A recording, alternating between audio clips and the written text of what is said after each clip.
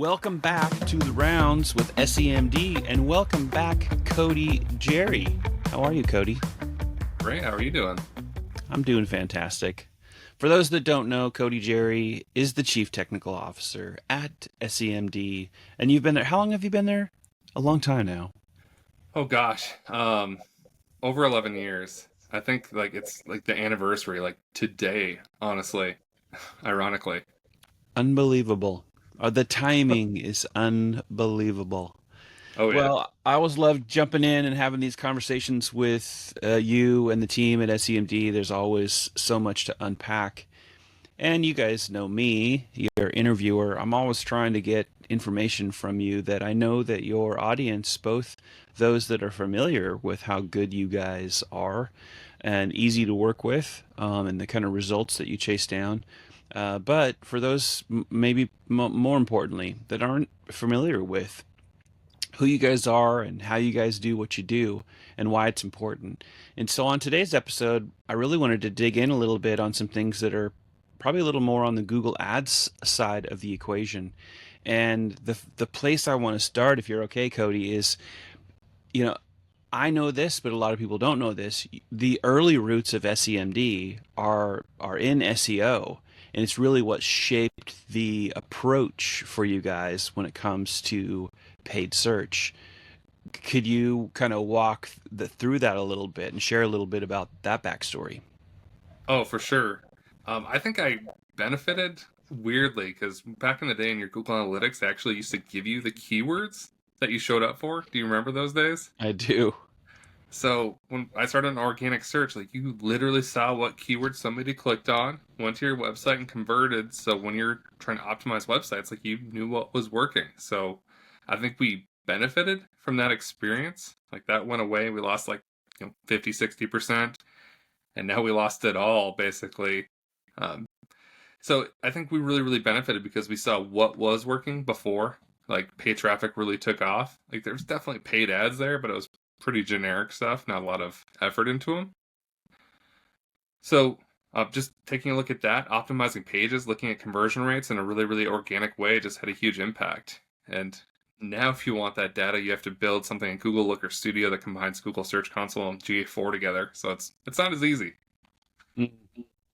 Yeah, when you think about all of the things that have changed, I you're right. Keyword lists were really significant, actually. But you guys also came up, and this transition, maybe the lights came on also at a time where when you started, the right hand rail of ads still existed in search results. Yep. And for people who are kind of new in digital marketing, SEO, paid search, Google Ads, certainly, some of them have never seen a search results page that was literally a whole right hand stack of ads, top to bottom. And also on page two, the same thing, that they Yeah. didn't understand that the monetization of search results pages in Google was massively more complex, and the kind of the logic that went into that. But it also had a lot to do with people who were actually taking the other side of search, the organic side, and what they were doing. So that's, yeah, you already have me thinking of all these little things that were quite significantly different back then. What would you say was the catalyst for you guys deciding let's get into the Google Ads environment, which back in that time was still called AdWords, but and how Yep. has that changed the way you guys deliver results to your clients? Oh man, we did it so reluctantly. Being an SEO person, initially and doing everything at the dealership I was at just through organic, like refusing paid search, like we did not go into it easily. And ultimately it just came down to people asking more and more and more, like, if you know search, you should know Google Ads. So, we reluctantly got into it. We first initially did what pretty much everybody else did, just did, phrase match and broad match keywords and just kind of full send to see what it was going to do. And in doing more research, we really pivoted it. But it was just one of those things, like people kept asking for it. And ultimately, there was a net positive. Even though we are taking some of the organic search that you would have had with that paid search, you are ultimately getting a little bit more traffic by running those paid search campaigns on top. There is a harmonious relationship that doesn't always, it doesn't come out of the box that way, but there is a harmonious relationship between an organic and a paid search strategy that can live together. And I don't know if you would agree with this. Wasn't going to ask you this, but I would like to just know your opinion on it. I think that it was different. You had to kind of change that strategy to make those two harmonious in a manner that was different, say 10 years ago, certainly 15 years ago, very much so than today. And oftentimes that's because of ad types, whether it's performance max or, when shopping ads started to pick up all of the machine learning within the Google environment, all of those dynamics, which there can be good things about them, but it does change how you're going to try to have harmony between what you're doing organically and paid. Has that been your experience over the years too? Oh, for sure. I feel like, just like as you described, more than ever, it's important because you have the Google vehicle ads. On that same search, you can have a regular search ad, you can have a Google business profile ad, and then your organic Google business profile listing, and then a regular organic listing. So we have times where we're the top 5 results, and just because of what's available in the ad types, it's a reality. That's that search, and if why aren't you participating in all parts, even though organically we dominate on those searches? It just there's 4 things or 3 things above you. Why aren't you in? You have to be in them. I basically is what I'm trying to get to, Mm. and that's so much more different than back in the day where you had the ad on the right, you had the ad at the top, and then organic was always above the fold. So you could be the first organic listing, you were above the fold, and we argued you didn't need paid at that time because you were right there anyway. Now you Yeah, may not be. yeah. So true. So speaking of ad types, in a previous conversation, in fact, the last time we were recording together for you guys, the the ad type local service ads came up, and I think it would be good in this conversation to dig in at least a little bit on that. Would you explain just what is a local service ad and why they would potentially matter for dealerships? So Google LSA or local service ads have been around for a few years, but initially they weren't available for auto repair and body shop, which is 2 formats you can do. So for like the last 2 years, we've been running these ads for plumbers, animal removers, HVAC companies for really, really good success. And initially, the cost per lead was amazing in those industries. Um, but what it is Google has a guarantee program where they do a background check. They have proof of insurance to make sure that you're a real company doing real things. And because of that, it's harder to get into those ads. And the impact is greater in the sense that it is that first ad format. If you have those ads running, if you search like auto repair near me, like it's the first ad you'll see. And anybody there is considered a trusted, vetted person. And there's just lots and lots of benefits. One of the examples, an animal remover we work with, I think their budget's 35 million a week, and they don't spend that, but that's what they have their budget set to, so that they get every single impression, click, call that is available to them. And we don't have that high a budget set for dealers, but in the same sense, we're aiming for 100% search impression share. Yeah, interesting. Yeah, I think sometimes dealers are not working. I don't think. I know that dealers are oftentimes not working with providers that even understand all of the different ad types available to them that should be part of the recipe for success. And this isn't a new problem. This has existed for, really since the dawn of Google AdWords.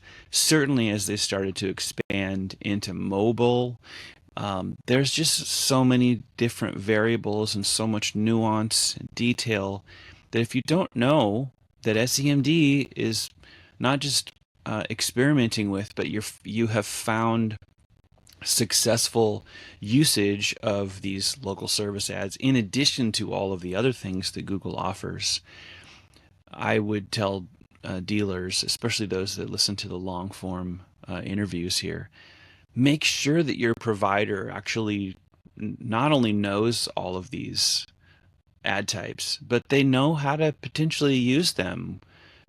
sometimes bundling them together. Which types are actually getting you the very best results?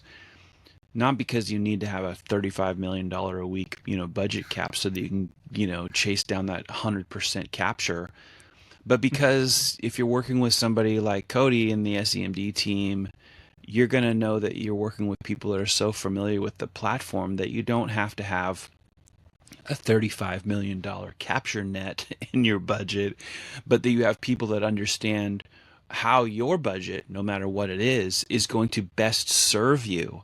I think that's so critical that dealers need to know that there are actually companies out there like you guys that know what you're doing, no matter how much people have to spend, and will advise them if they're underspending. That does happen. Sometimes it's like you shouldn't even play if you don't have 5 grand a month to spend in this environment. Go spend that elsewhere, because just to let people know the truth.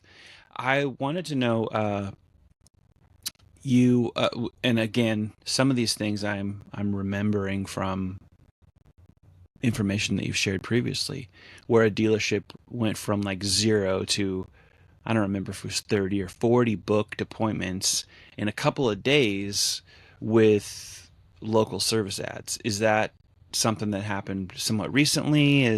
Can you shed a little light on that? It was a couple months ago now.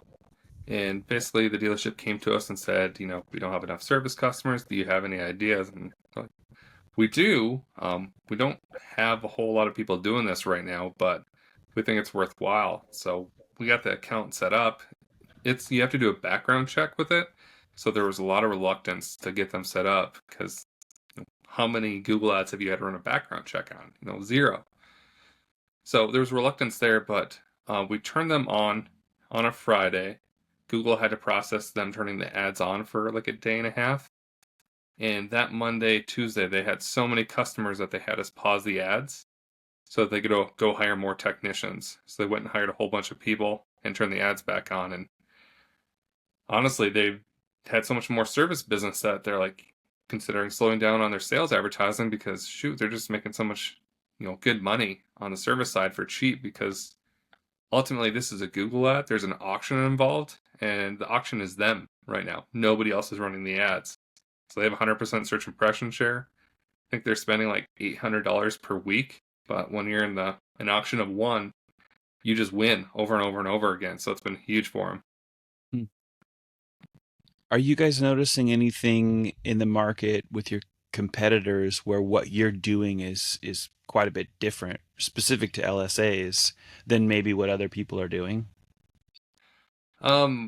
Because we've been doing it for a while, I think we have a weird advantage because we've had to go through all the nuances with all the big companies who are getting hundreds and hundreds of phone calls per month already, and going through all the trials, troubles, all the little nuances. Like as much as changing the answering response on your phone when nobody answers the call, where it says specific words, so it triggers Google LSA to think it's you did a good job answering the phone, so they don't punish you. It's like little goofy things like that you have to know, and you only know if you've been doing these for a while. I mean, eventually you're going to learn them because you just have to, but there's a whole bunch of little stupid AI nuances you have to play with. Mm. When you guys are evaluating calls from LSAs, how do you, like, what's the breakdown method to ensure that they're like a real lead? So Google helps us. Every single one of these calls gets recorded, and Google uses their AI to transcribe the call and make sure that's a real customer. It's not like some person like, you need these citations. The old SEO calls saying your SEO is bad. Like, you don't have to pay for those in this instance. They filter them all out for you. And what it's looking for is a real customer trying to do real things with you. And if it's not, you don't have to pay for it because this is actually pay per lead and not pay per click or pay per impression like other Google ads. And on top of that, you can go back and listen to that call because it is recorded. See how your service reps did. See if you answered their questions. See if you got the appointment booked. And you have their phone number too, so you can go match back and say, okay, this person came in from an LSA. This is what they did on the phone, and this is what they booked. So you can go and start calculating real ROAS in a meaningful way. I mean, you can do that if you have call recording anyway, but most people don't because, seems like a big hurdle to jump through to get all your calls recorded. So true.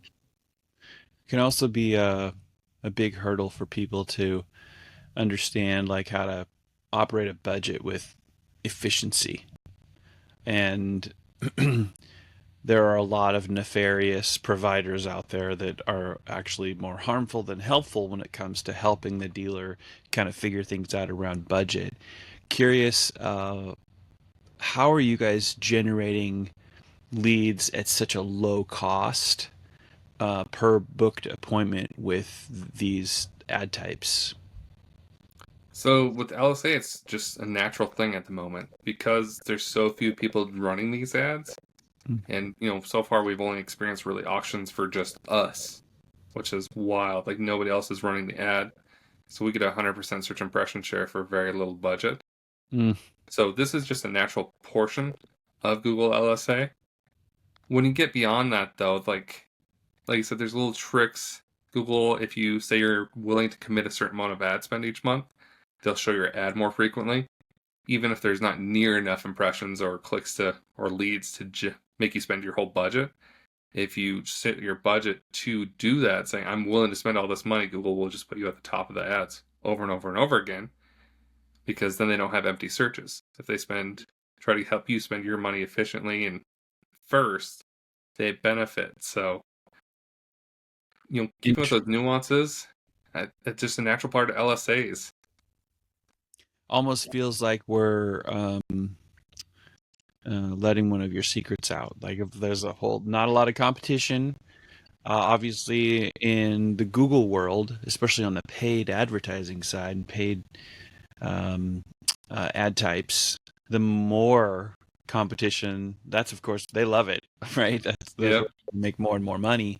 But while the getting's good, as they say out in the country, I think they say that out in the country. When the getting's good, you better get some. I think that's not what they say, but it's something like that. Anyway, y'all get my point. Right now, it seems like, tell me if I am saying something crazy. Now is a really good time to actually be exploring this ad type. But I would also say if you're one of those people that are learning about SEMD, I'll be selfish on your behalf because you guys are actually not like that at all. You might as well go with somebody actually who has experience with this ad type that will save you pain, but save you money, save you frustration and time of trying to figure it out, especially with a company that's like, yeah, we don't know anything about that. We've never run those. No, we don't do that.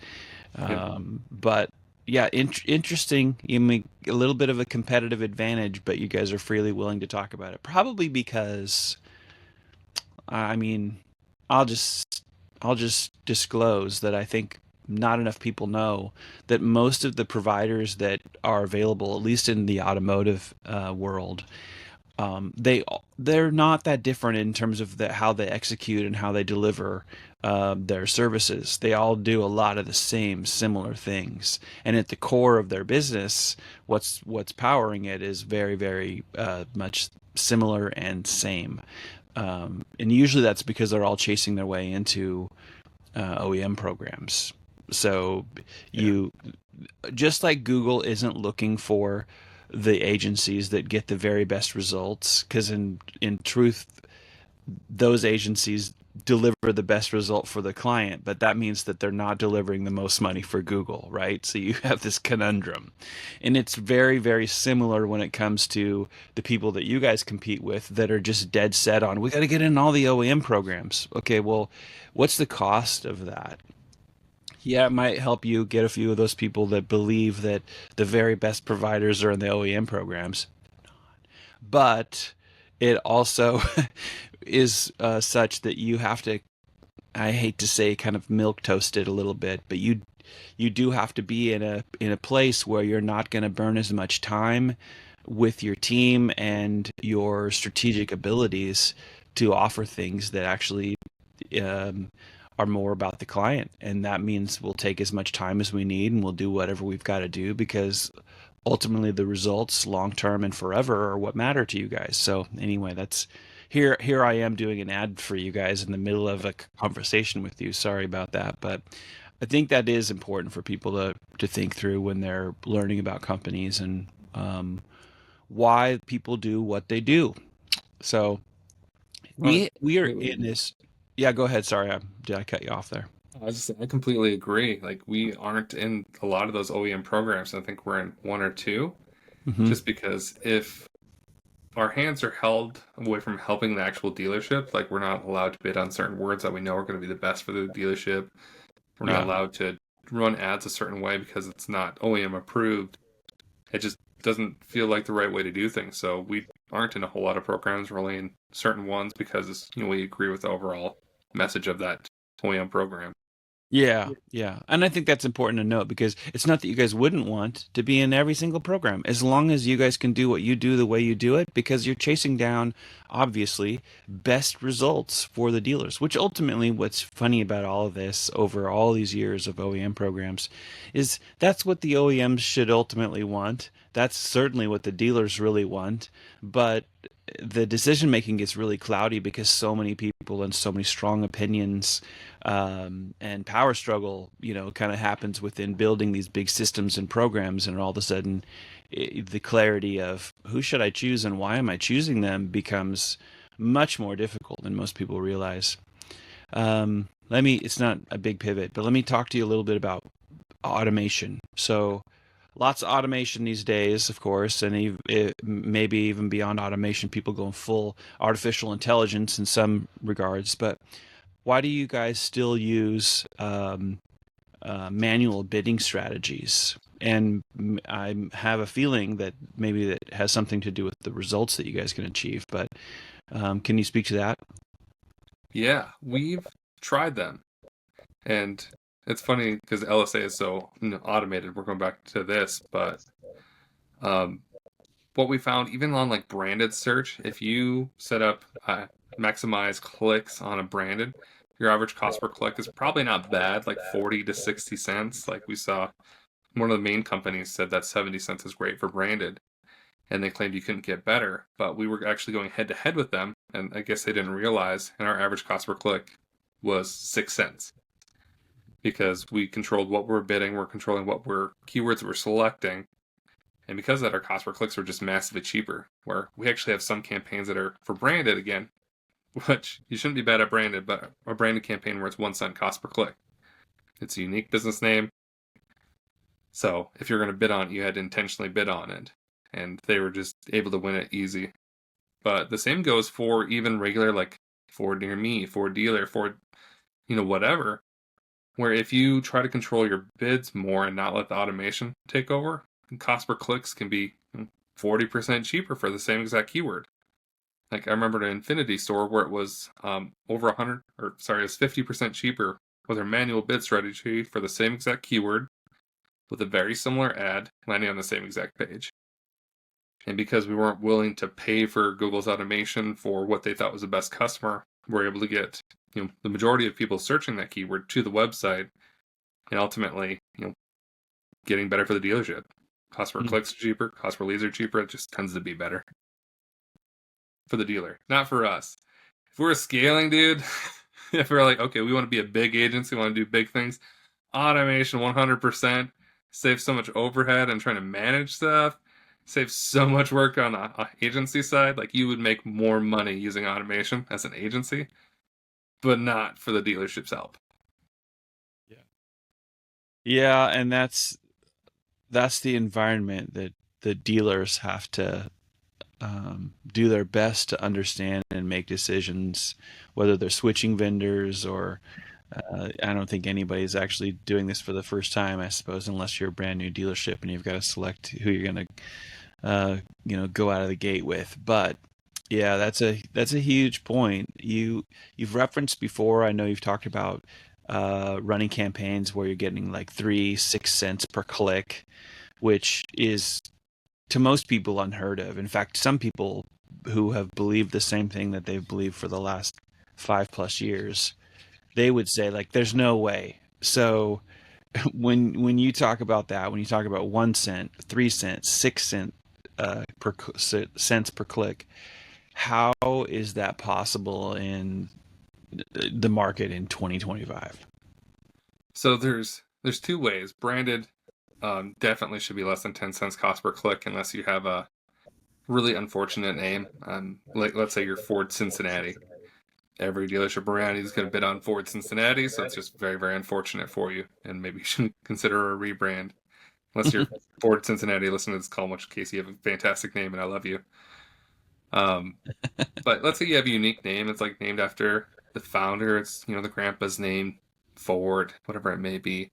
You don't have to pay a whole lot for those clicks. You just set them to really low manual cost per click bid, and it gets cheaper and cheaper. And you won't get, 6 cents cost per click for Ford dealer near me, but on the same sense, you can set up a script and give this to your vendor to have all your search term data sent to a Google Sheet. And you can take that Google Sheet and run it through ChatGPT, Gemini, whatever, and ask it questions. What keywords are bad? What keywords are good? And where should I stop spending money? Like if you can get 12 months of data in a report and have AI analyze it for you, you could probably find 40, 50 grand that you didn't need to spend. And I say that because we, audited one dealerships and they had 40 grand in 1 month that did not need to be spent. Which, that's tough. Like, that's very tough to see. So, Imagine having 40 grand though a month. Who knows how many months were going by with 40 grand that could have been allocated in other places of the business. Like, that's a lot of money. it's an evil trap. I mean, you've been doing search, I think, longer than me even. So, I mean, you get that trap, like you see a keyword, a search volume, like, okay, maybe I'm special. I can get these guys to convert. I'm going to spend the money there. I'm going to spend my organic time on there. I'm special. And then you weren't. Yes, it's so true. I want to ask you about red flags, Ooh. maybe, or underperforming metrics. Dealers, I think, always love it when they get a new tip of things that they should be looking for. Something they should be reviewing, even with the current vendor. It's not always about just trying to displace your existing vendor and like, hey, you got to use us. You guys are so, I think, forward focused on. We just want people to be educated. Like you need to be able to. We've talked about this with Mike too. You guys love to make sure that your clients have the level of education is as close as they can, if not get to be on par with you guys who are actually doing the work on their behalf. It improves the conversation. It raises the level of accountability. It like on and on. And I could go on about it. So I'm curious to know, maybe if you could share some things that you would consider like this is a red flag or this would be an underperforming metric that dealers should review, or be reviewing with their current vendor. I think the first step really is to pick up George Nenny's book, whatever his most recent edition for Google Analytics for dealers is. Mm-hmm. Get your ASC parameters set up, get all that data available to you, because it's crazy the amount of things that are being passed to your GA4 account when it's all set up. You can see the text of the button somebody clicked on, so you can do experiments on your own to see which text is going to generate more CTA clicks. And then you can compare that against the actual form submissions to see which form layout is going to get more people to convert. So realistically, a red flag on the metric side is people not engaging with photos because was it a real customer really shopping if they're not looking through the photos of a car? Are they clicking on CTAs? Are they scrolling down the page? Did they actually engage in some way? Because especially on vehicle ads, it's kind of prone to generating some bot activity. And if you don't have this stuff set up, you're not monitoring things, you may be getting hit with more bot traffic than you think, which is just wasted money. Like you're still paying per click for that bot. Not all of them. Google does filter some of it out. They're pretty good at it. But they do get by. And you'll see that in your GA4 account for traffic from like Ashburn, Virginia, which is I think an Amazon server location. So looking for that, making sure they're actually monitoring the metrics on the website to See if you have real customers coming. Are they generating real leads? Well, we count click-to-calls as a conversion, and I think everybody does. Uh, I think you're better off having a call recording system like What Converts or CallRail, Call Review if you want to stay in the auto industry, Marchex, where it's going to send that conversion data, like real call data. Did somebody connect, have a conversation, back to GA4, as well as, to the CRM so you can see where that customer came from for a phone call. Like all that data is available in different tools. So if they're unwilling to go into that level of data, because they probably don't offer to you outright, we usually have dealers tell us no to call tracking. They don't necessarily want to have the calls recorded. They don't want that data. But if you ask for it and they're unwilling, I think that's a red flag. On top of that, what are they doing to monitor for real customers? Because if you don't have that information that's unavailable to you, the ASC parameters aren't set up, then you just have a huge data gap that can be really, really beneficial. Let's talk a little bit about landing pages. In your opinion and experience, what makes a good landing page? How do dealers, how can they know if their landing pages or landing page, if they only just have one, but how can they know that theirs are working the way they should? First up's going to be your GA4 account. So sometimes a landing page report in GA4 breaks. The landing page will be set as not set. And this one's going to get convoluted really way. But if you do have that problem in your GA4 account, you'll want to go and make a exploration and look at the event for session start with the page as a parameter. Because when that session starts, it does tell you what page that session started on, so that you can still get your landing page data. But what they'll want to look for is, what is your conversion rate coming off of a page like that? If we're paying attention to paid search, depending on the keyword, your conversion rate could be 1% off of a vehicle ad, and it could be 10% off of somebody searching Chevrolet near me, because their only intent was finding a Chevrolet dealer near me, and if you were close enough, you magically won the business. So a good one, number one, is converting, and you can go look at the data to make sure it is. But number two, it actually asks for the business in some capacity.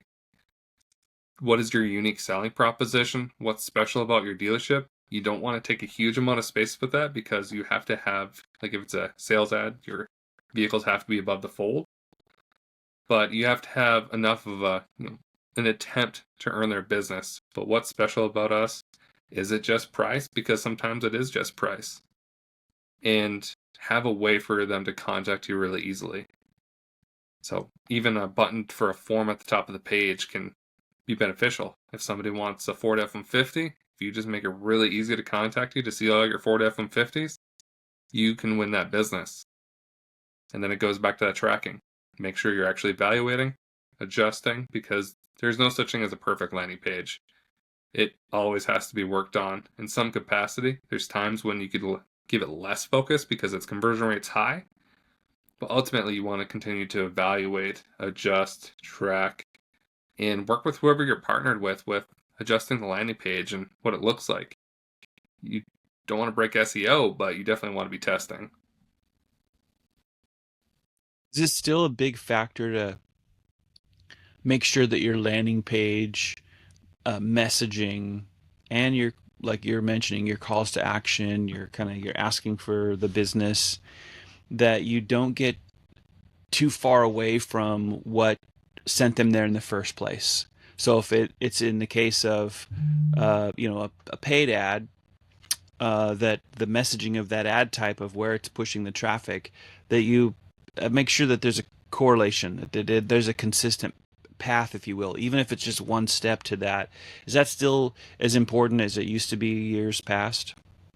Oh, absolutely. I can't believe I missed that part, so I'm glad you brought this up. Ad relevance and landing page experience are still important for Google Ads. So whatever is on that page has to match the keywords that you're using. And ideally your ad matches the same thing. So it's a pretty complete experience. If they're looking for a Ford F-150, the ad should talk about it. Mm-hmm.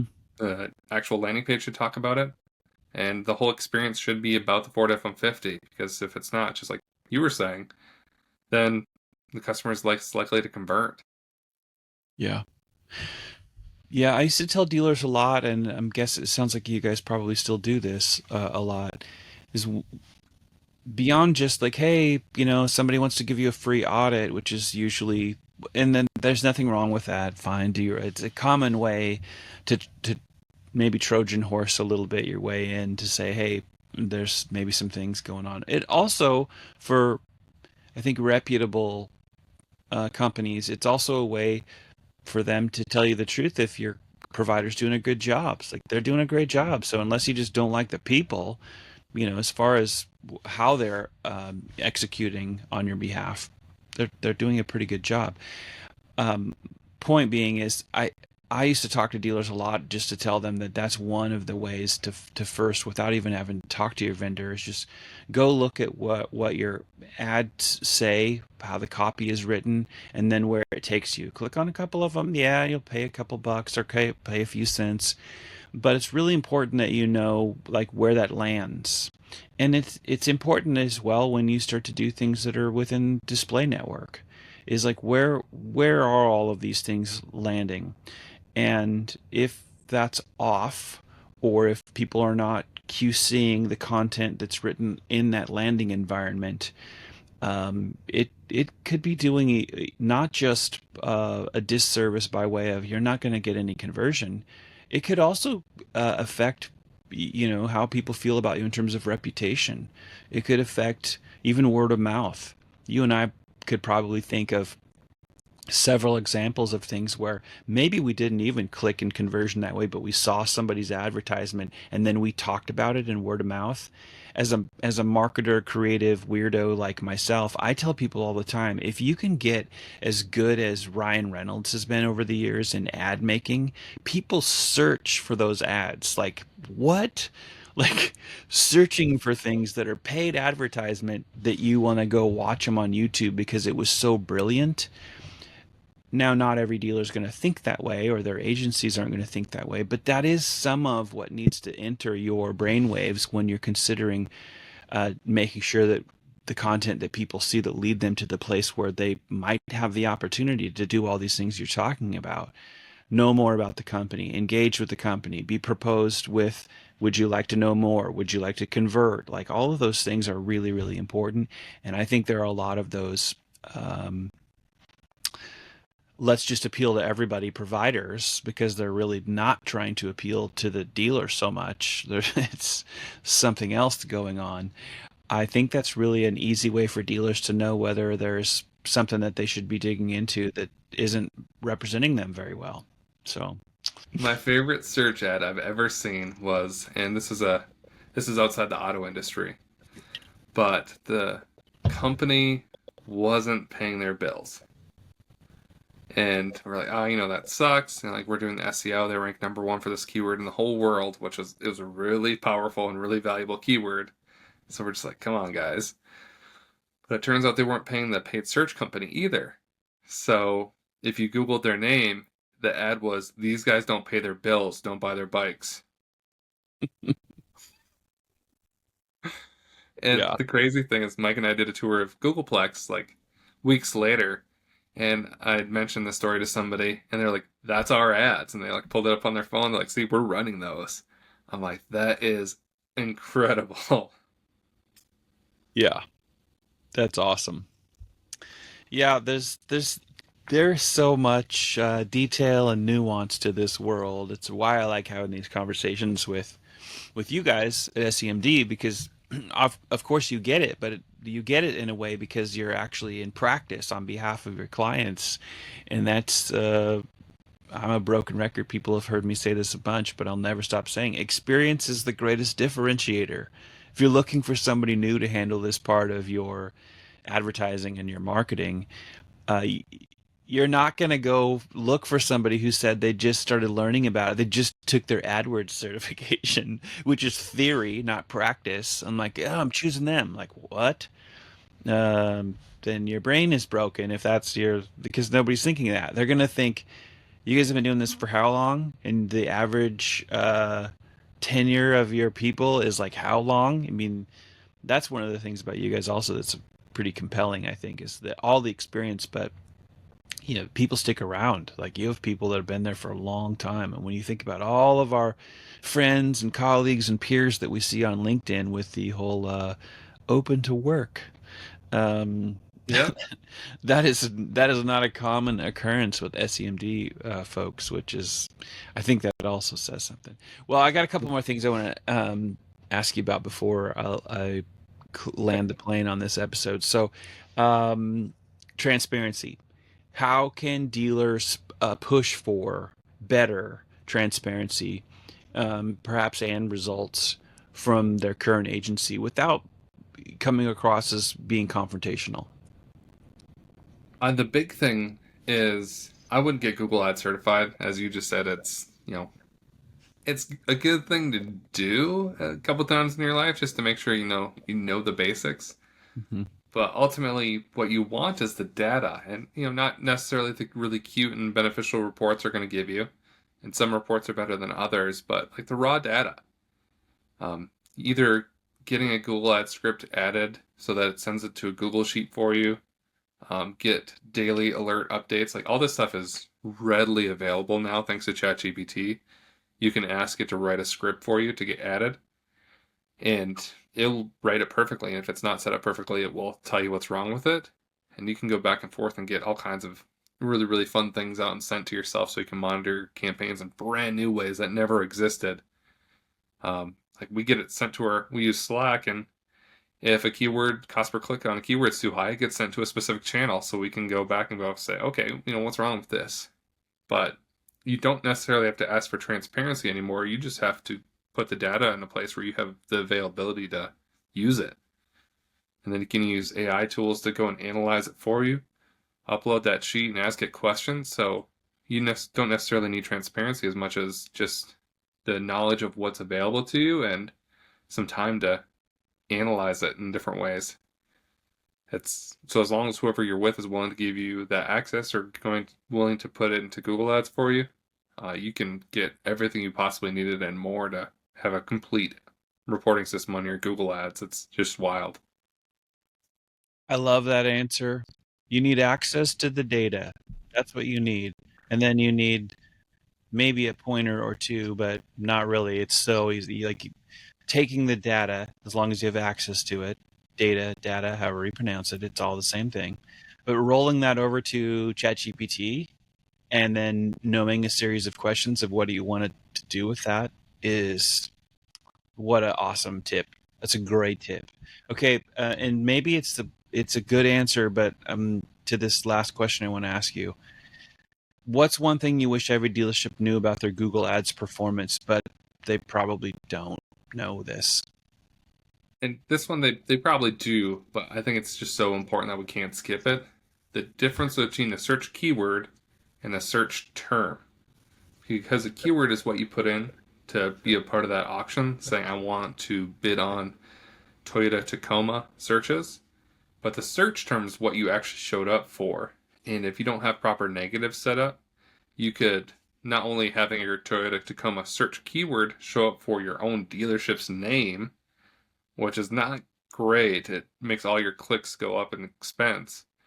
But two, like, are you actually having a good experience? If somebody searched Toyota Tundra, did your Tacoma ad pop up? And did people still click on it and go to the Tacoma page?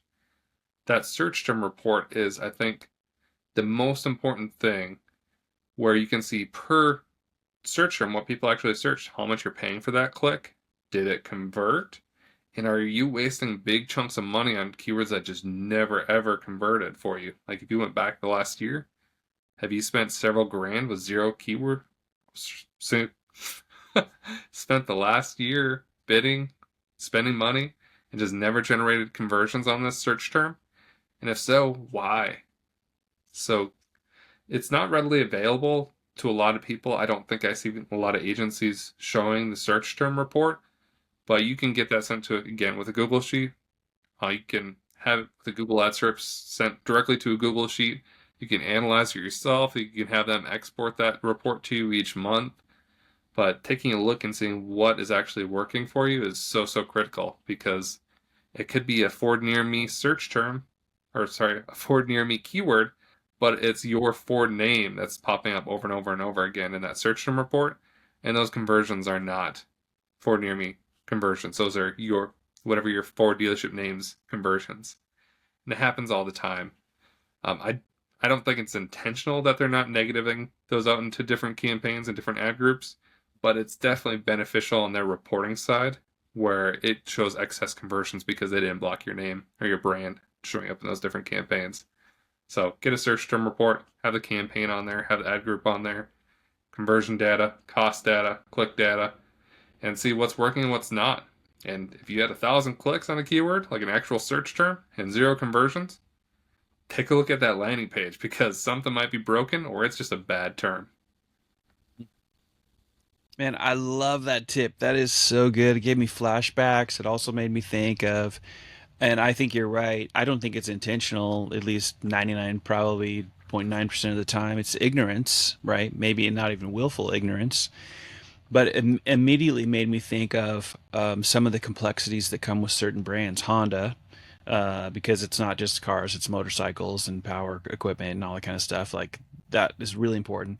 Same thing with BMW, because motorcycles and cars. Same thing with Yamaha, because musical instruments and all kinds of other things and motorcycles. And so it made me think. And then my flashback was many, many years ago now. You might even remember this because a video was made about this story, working with a Chrysler Jeep Dodge Ram store, but they actually didn't sell Jeeps. They didn't have the Jeep franchise. They were just Chrysler, Dodge, Ram.